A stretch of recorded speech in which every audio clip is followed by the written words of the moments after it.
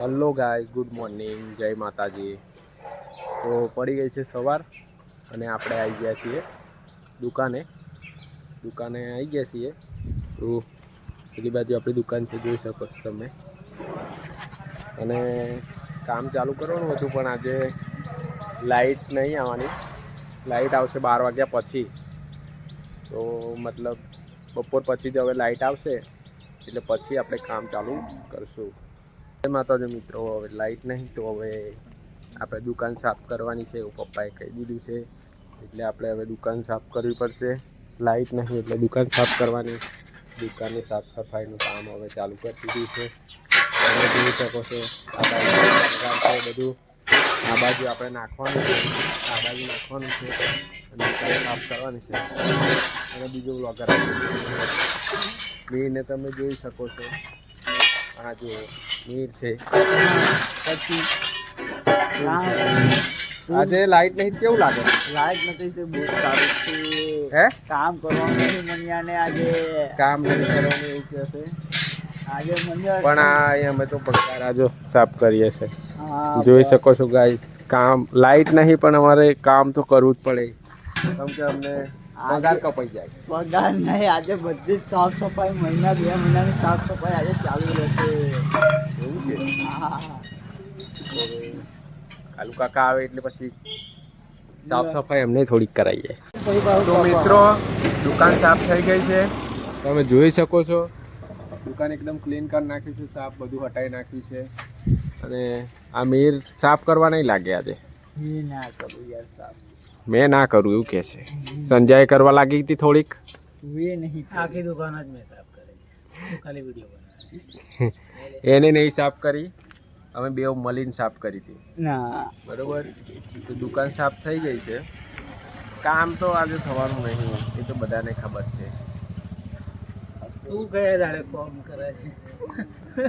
અરે તા કામ કર્યા વગર અહીં દુકાને આવીને હું આરામ કરું છું। હું કઈ દે મીરી હું કરે આરામ એટલે બધો સુપર સેટમાં આરામ કરે છે તો એવું કઈ છે નહીં બરોબર। આ લોકો ગોળીઓ આલે છે તમને, કામ તો કરવું પડે, કામ કર્યા વગર ચાલે ના। અને આ લોકો મારી ખાલી ઉડાયા કરે। તો આપણે આવી ગયા છીએ મોટું થઈ બાલ કટિંગ કરાવવા ખુલ્લી હવામાં, તમે જોઈ શકો છો। જો આ મોટુંની દુકાન છે। તો મિત્રો આપણે મોટું થઈ બાલ કટિંગ કરાવીને આવી ગયા છીએ, તમે જોઈ શકો છો। આપણે બાલ મોટું આ કેવા કટિંગ કર્યા છે, સારા લાગે તો કોમેન્ટ કરજો। અને આ બાજુ આ લોકો મને લેવા આવ્યા હતા પાછા, મોટું થઈ બાલ કપા ગયો હતો ને તઈ, અને મૂકો કઈ જાય, મૂકા કઈ માવો ખાવા જાય છે મૂકો દુકાને। તો જા જા ખાઈ આવી તું માવો બાવો। ઓ ગાઈસ, આપણે લાઈટ નથી એટલે હવે ઘરે જઈશું। લાઈટ તો બપોર પછી આવવાની છે એટલે આપણે ઘરે જઈશું। ઘેર જઈને આપણો ઘરે જવાનો રસ્તો છે, આ બાજુ રહીને આપણે ઘેર જઈશું। પાછળ આપણો ભાઈબંધ આવે છે સોનું, તમે જોઈ શકો છો પાછળ આવે છે આ।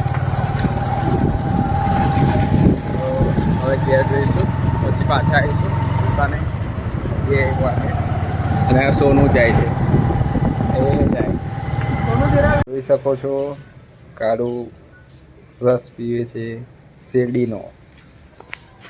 તો કાળું આવી ગયો છે શેરડીનો રસ પીવે। કેવો લાગે છે कालू? रस क्यों लागे? रस क्यों लागे? शेरडी का जूस कैसा लगता है? हैं?